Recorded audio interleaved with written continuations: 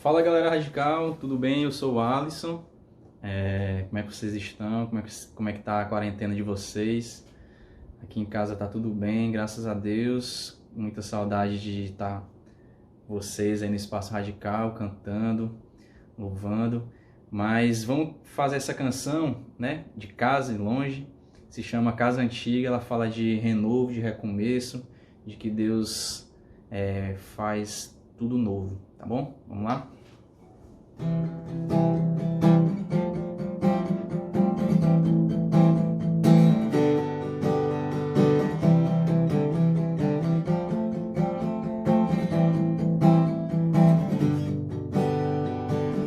Uma casa antiga, com paredes quebradas,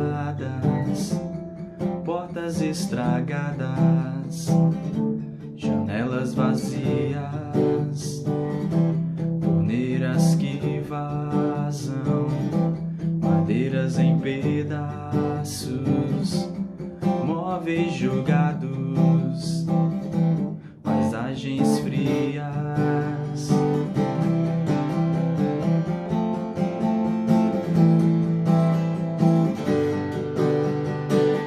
Uma casa antiga, com paredes quebradas, portas estragadas, janelas vazias, torneiras que vazam, madeiras em pedaços, móveis jogados, paisagens frias. Assim sou eu, assim é você. Um dia alguém escolheu por nós, mas ele vem, faz tudo novo, reforma a vida, reforma o sonho, reforma tudo, mas ele vem, faz tudo novo, reforma a vida, reforma o sonho, reforma tudo. Deus construtor.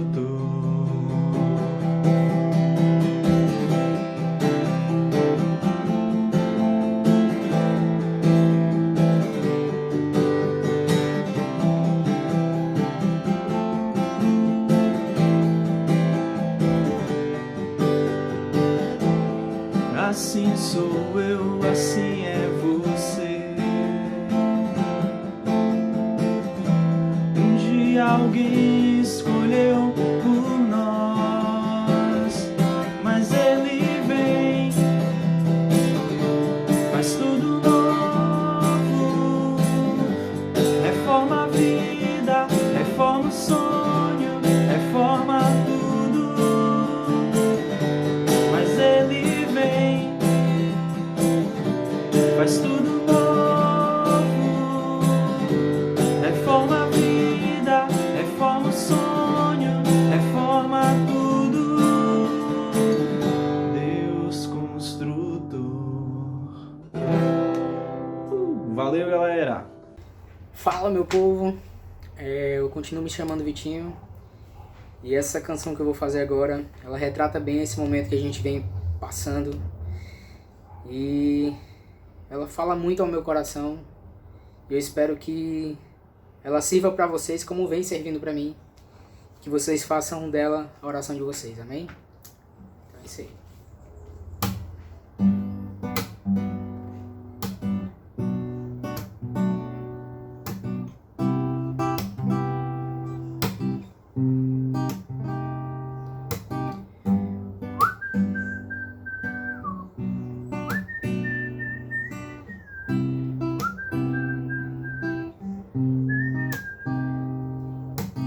Às vezes parece tão longe, eu digo alô, mas ninguém responde. Eu entro no meu quarto, fecho a porta, mas parece que o céu está de bronze. Eu digo, Deus, o que será que aconteceu? O que será que aconteceu?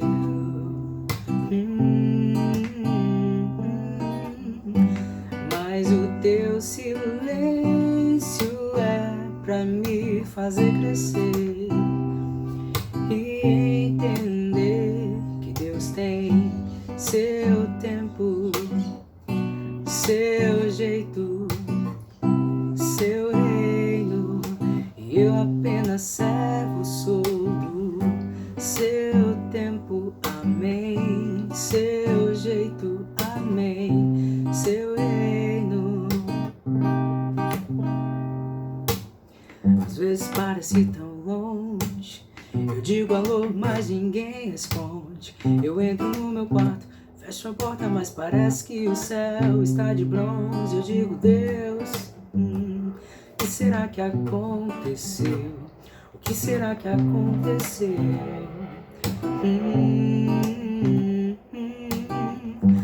Mas o teu silêncio é pra me fazer crescer e entender que Deus tem seu tempo, seu jeito, seu reino, e eu apenas servo sou do seu tempo, amém, seu jeito, amém, seu reino, amém, amém, amém.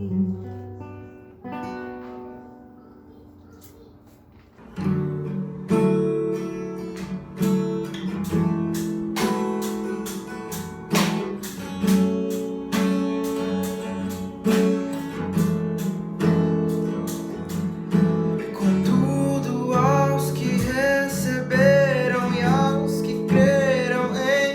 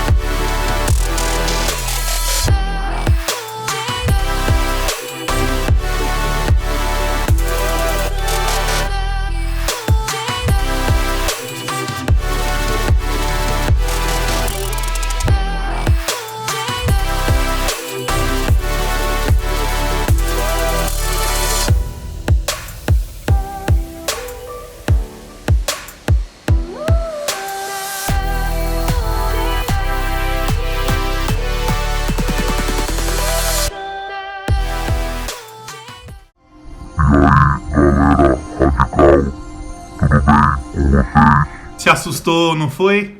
Olha o tamanho da minha barba, meu irmão. Vou deixar crescer aqui até o pé. Tô brincando. Ei, se você gostou aí da minha barba, quer que eu deixe crescer até o ano de 2087, você comenta aqui embaixo que não vai fazer a menor diferença.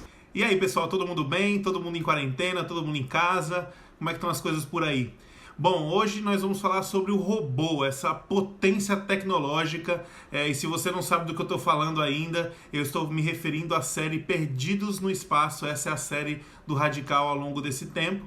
E você pode assistir essa série que tem sido aí um exemplo de ilustração para a gente poder conversar sobre algumas coisas da nossa vida, da nossa jornada de fé, da palavra de Deus. Então a gente vai falar dessa potência tecnológica. Meu irmão, que robô, velho! O robô é um bicho diferenciado nesse seriado. E eu fiquei até pensando, cara, eu acho que no próximo Acamp Radical a gente tem que ter um cosplay desse robô. Quem está com saudade de acampamento aí, dá uma choramingada pra mim poder ouvir, vai. Vai me machucar com isso! Você vai me machucar! Bom, galera, então a gente vai falar sobre esse personagem, esse robô encontrado pelo Will. E esse robô foi aí essencial para o resgate da Judy e agora tem apoiado a família Robinson, é muito útil. E vocês estão ouvindo esse barulho? Isso aí é Scamp. Agora ela parou. E esse robô então ele foi de grande ajuda para a família Robinson, especialmente num planeta perdido, né? Mas agora a gente chegou num período da série onde a identidade do robô e as suas intenções começam a ser questionadas, né?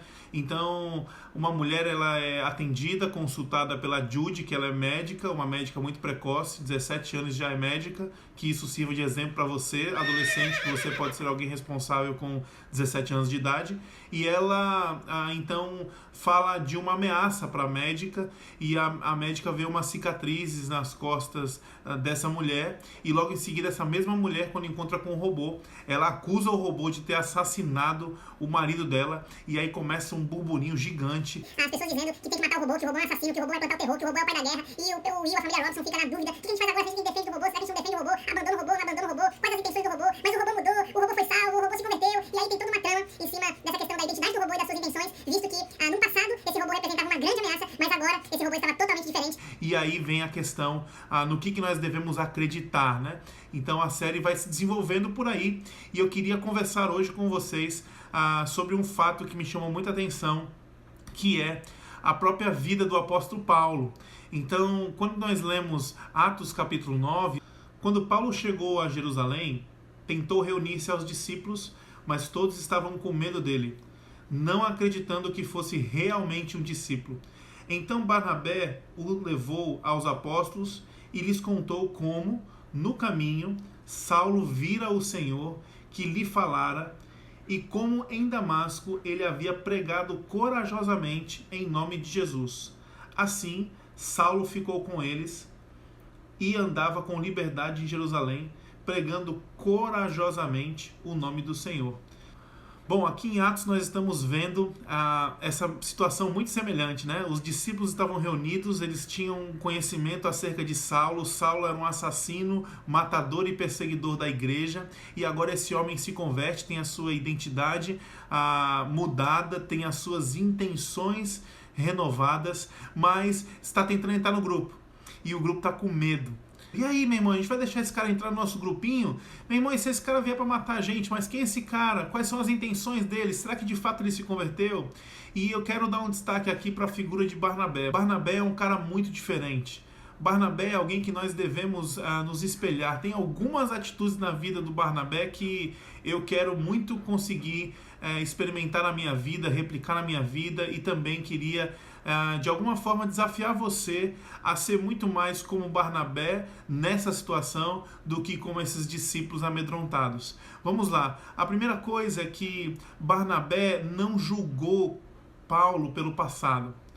Barnabé foi capaz de vivenciar o presente e acreditar nas transformações que o Espírito de Deus pode fazer nas pessoas. A predisposição, então, de Barnabé não foi o julgamento e não foi o preconceito. A predisposição dele foi olhar para a possibilidade daquilo que Deus estaria fazendo na vida daquele homem que antes era de fato um assassino.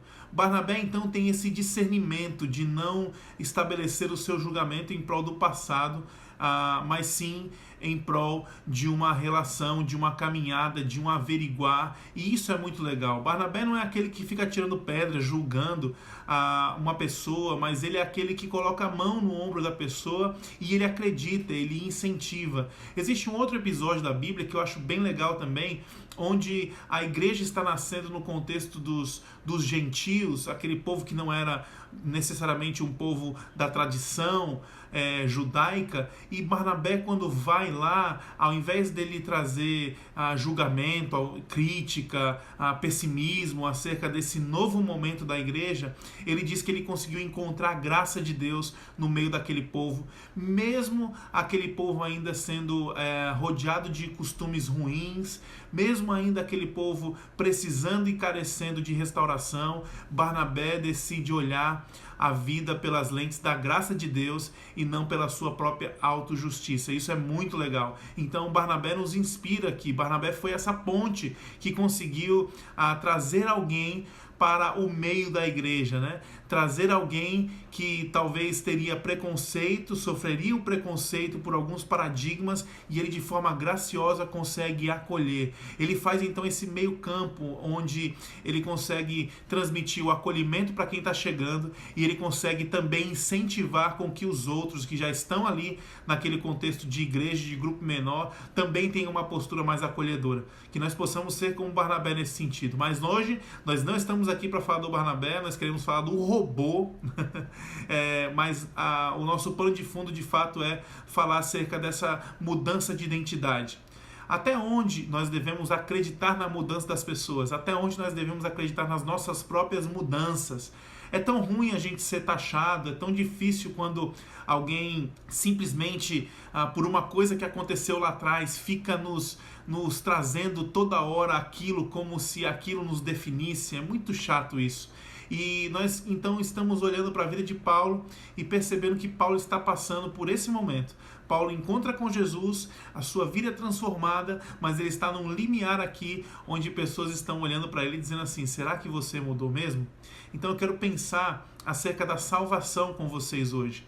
De que forma a salvação ela é esse selo de autenticidade para que nós possamos ter primeiro a nossa compreensão individual e particular de que nós mudamos, e depois nós podermos ter a tranquilidade de prosseguirmos na nossa nova identidade, mesmo que as pessoas ao nosso redor venham a nos questionar ou a não entender. Então hoje nós vamos falar sobre salvação, e eu quero saltar aqui o que o homem Paulo, que passou por essa questão de ser questionado: será que você mudou mesmo? Será que você não mudou? Será que você de fato é um discípulo? Será que não?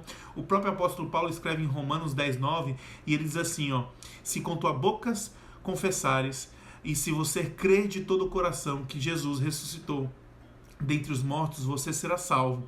O que Paulo está fazendo? Ele está nos dando uma compreensão de que a salvação, esse selo de autenticidade da nossa nova identidade, da nossa mudança, salvação, ela é um ato. Ou seja, se eu confessar com a minha boca, isso é um ato, isso é uma coisa que tem um começo, meio e fim muito súbito, é uma atitude ali, uma atitude que se conclui. Eu confessei com a minha boca, isso é um ato.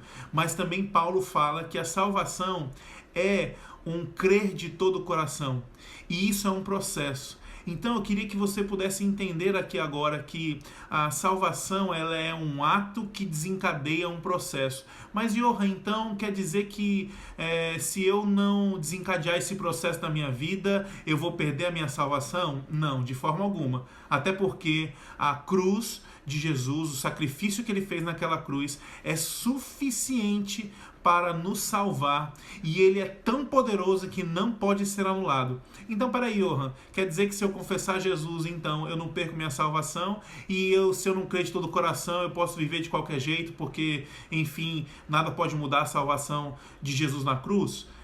Nada pode mudar a salvação de Jesus na cruz, mas quando você é alguém que confessa com a tua boca que você crê em Jesus, mas o seu coração ele não entra num processo de ser transformado, isso pode confirmar que de fato o seu ato ele não foi um ato genuíno, ele não foi um ato verdadeiro. Em outras palavras, a salvação não se perde, mas existem muitas pessoas que estão vivendo achando que estão salvas, quando de fato nunca foram e nunca experimentaram a salvação que vem em Jesus. Uma outra coisa que esse próprio apóstolo Paulo fala em Filipenses capítulo 2, ele vai dizer que nós devemos desenvolver a nossa salvação com temor e tremor. Mas espera aí, desenvolver a salvação, mas não é Jesus que me garante a salvação? Sim, Jesus garantiu a salvação, garantiu o caminho aberto, Jesus pagou o preço por nós. E o que Paulo está dizendo acerca do desenvolvimento da salvação não é um desenvolvimento que visa uma garantia. Não é esse desenvolvimento tipo assim, cara, corre atrás que você vai conquistar. Não. Paulo está colocando a salvação aqui numa outra perspectiva. Agora que salvação já foi conquistada por Cristo Jesus na cruz do Calvário, vocês podem desenvolvê-la. E aí o que é desenvolver nesse sentido? Desenvolver salvação tem a ver com um processo de santificação. Então o apóstolo Paulo está nos dizendo que esse selo que garante uma nova identidade, uma nova perspectiva de vida sobre a vida de um ser humano é salvação. E esse selo, então, ganha uma dinâmica na vida de que o indivíduo ele toma uma decisão pontual, mas essa decisão ela também vai desencadear um processo de mudança. Um processo de uma nova vida, novos hábitos, nova perspectiva, nova forma de olhar o mundo.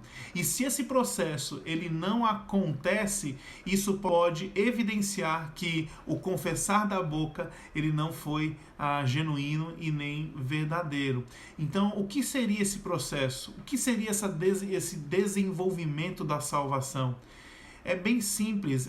A gente olha para a própria vida do apóstolo Paulo e a gente consegue enxergar coisas que o fizeram se tornar uma nova criatura da perspectiva de um processo. O que Deus usou para que a salvação de Paulo fosse desenvolvida? A primeira coisa é que quando ele aceita a Jesus, ele basicamente passa alguns anos sendo discipulado. E essa palavra é uma palavra muito poderosa na nossa jornada de fé. O discipulado nada mais é do que você aprender a obedecer à vontade de Deus, aprender a discernir a vontade de Deus. Como é que eu faço isso? Primeiro, você precisa desenvolver algumas disciplinas espirituais.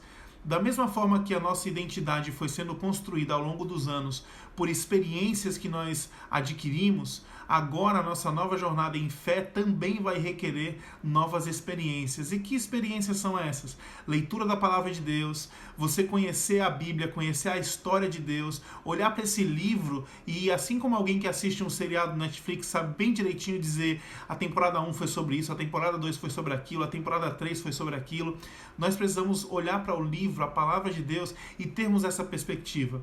Não é uma perspectiva orgulhosa nem arrogante dizer assim, eu conheço todo o livro, mas é uma perspectiva de quem é apaixonado, é fã e gosta de poder conversar sobre esses assuntos. É uma coisa bem diferente. A primeira coisa então é a gente poder ter conhecimento de Deus através da Bíblia e da oração e da adoração e dos nossos tempos devocionais.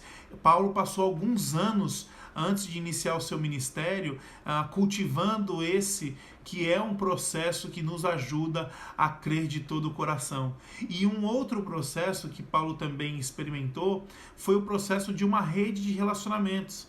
Então percebe, Paulo não conseguiria entrar no grupinho dos discípulos de Jesus se ele não tivesse relacionamento com Barnabé, por exemplo. Paulo foi discipulado, Paulo tinha alguém que o acompanhava, o incentivava, o ensinava, o ajudava a perceber as coisas de uma perspectiva diferente. Então, se eu e você nós queremos experimentar de fato um desenvolvimento saudável da nossa salvação, que seria uma caminhada de santidade, nós não podemos deixar de considerar primeiramente as disciplinas espirituais, a leitura da palavra de Deus, a oração, o tempo de adoração, a própria questão do nosso jejum. As pessoas pensam assim, o jejum, o que é isso? É ficar sem comer? Não. O jejum é você aprender a dominar a sua carne. dominar os seus impulsos, dominar os seus instintos. Isso vai desenvolver em você frutos do Espírito Santo, como por exemplo a paciência, como por exemplo o domínio próprio. Então, essas disciplinas, elas são completamente essenciais para um processo de crer de todo o coração. Isso não garante fichas e pontos com Deus, isso garante mudança de hábito. Isso não tem a ver com o quanto você vai transformar a visão de Deus sobre a sua vida. Isso tem a ver com o quanto você vai transformar a sua visão sobre quem Deus é. Então essas disciplinas, elas compõem uma parte essencial no processo de desenvolver a salvação. Uma outra coisa, como já foi dito, é essa rede de apoio. Então nós vemos depois Paulo tendo também esse papel na vida de outras pessoas. Por exemplo, Paulo discipulou Timóteo, Paulo discipulou Tito. Então Paulo sabia da importância dessa rede de relacionamento no desenvolvimento da santidade na vida de outras pessoas. Provérbios 27 vai nos dizer isso. Assim como ferro afia ferro, um companheiro deve afiar o outro. E aí talvez esse papo aí de, poxa, então quer dizer que eu tenho um papel a cumprir? Caramba, eu tenho um desafio em relação à minha própria jornada com Deus, a desenvolver minha salvação, minha identidade. Eu achei que isso ia cair no meu colo de bandeja. Eu achei que eu podia pedir santidade pelo iFood. Não dá para pedir santidade pelo iFood. Mas aí, diante do que está posto até aqui, temos também uma promessa muito, muito legal da parte de Deus. Quando Paulo fala que nós devemos desenvolver a nossa salvação com temor e tremor, ele também vai dizer em Filipenses 2,13 que é Deus quem efetua em nós tanto querer quanto realizar.